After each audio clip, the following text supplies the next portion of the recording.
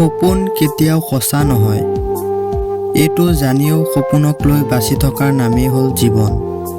যিজনে এটা সময়ত কৈছিল টেনচন নকৰিবা মই আছোঁ নহয়, এদিন সেইজনেই টেনচন দি গুচি যায়। জীৱনত দুটা বস্তু কেতিয়াও প্ৰকাশ নকৰিবা। নাম্বাৰ 1 কষ্ট, নাম্বাৰ 2 ভালপোৱা।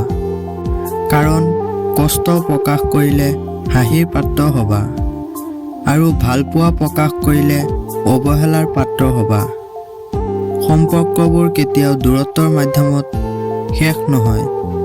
সম্পৰ্ক শেষ হয় অহংকাৰ, স্বাৰ্থপৰ আৰু বিশ্বাসঘাতকতাৰ মাজত। যিসকলে হাঁহি ধেমালিত থাকিব ভাল পায়, কষ্টবোৰ সেইসকল ব্যক্তিৰ বেছি হয়। মধ্যবিত্ত ঘৰৰ ল'ৰা ছোৱালীৰ পকেট ভৰ্তি টকা নাথাকিলেও কিন্তু মূৰত টেনচন ভৰ্তি হৈ থাকে। জীৱনত এই তিনিজন মানুহক কেতিয়াও ক্ষমা নকৰিবা। নাম্বাৰ 1 যিয়ে ভালপোৱাৰ নামত অভিনয় কৰে। নাম্বাৰ 2 যিয়ে বন্ধুত্বৰ সুযোগ লৈ বেইমানি কৰে। নাম্বাৰ 3 যিয়ে বিশ্বাসৰ মৰ্যাদা দিব নোৱাৰে।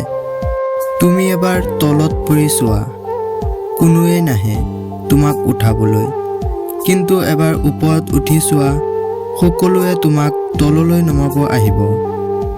অতীতে তোমাক কষ্ট দিব, ভৱিষ্যতে তোমাক সপোন দেখাব আৰু বৰ্তমানে তোমাৰ লগত থাকিব।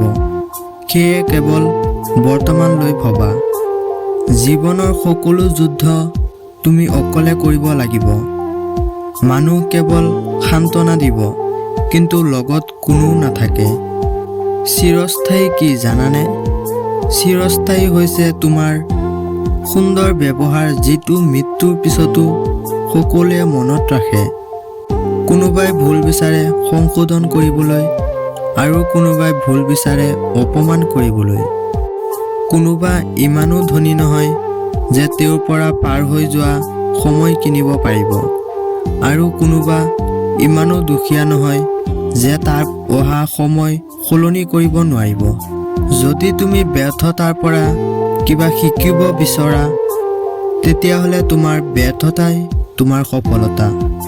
মানুহে যেতিয়াৰ পৰা টকা চাই সন্মান কৰা আৰম্ভ কৰে, তেতিয়াৰ পৰা আমাৰ সমাজত জ্ঞানী মানুহৰ মৰ্যাদা কমি গৈছে আৰু টকা থকা মানুহৰ মূল্য বৃদ্ধি পাইছে। প্ৰয়োজনতকৈ বেছি ভাল দেখুৱাব গ'লে মন্দিৰৰ ঘণ্টাটোৰ দৰে হ'বা, সকলোৱে বজাই থৈ উভতি যাব। এজন সফল ব্যক্তিয়ে সিদ্ধান্তৰ জৰিয়তে গোটেই পৃথিৱীখন সলনি কৰি দিয়ে, আৰু এজন অসফল ব্যক্তিয়ে মানুহৰ কথাত নিজৰ সিদ্ধান্তই সলনি কৰে। হঠাতে মই যদি সলনি হৈ যাওঁ, তেতিয়া বুজিবা মই জোখতকৈ বেছি কষ্ট পালোঁ। কষ্ট কৰা, ধৈৰ্য ধৰা, বিশ্বাস ৰখা, এদিন সেইটোৱেই পাবা যিটো তুমি বিচৰা। আজিলৈ ইমানেই। আশা কৰোঁ ভাল লাগিছে। ভাল লাগিলে XC Motivation 04 চেনেলটো আপোনালোকে ছাবস্ক্ৰাইব কৰি আমাৰ কাষত থাকিব, এনেকুৱা নতুন নতুন ভিডিঅ'বোৰ আপডেট পাই থাকিবৰ বাবে। ধন্যবাদ।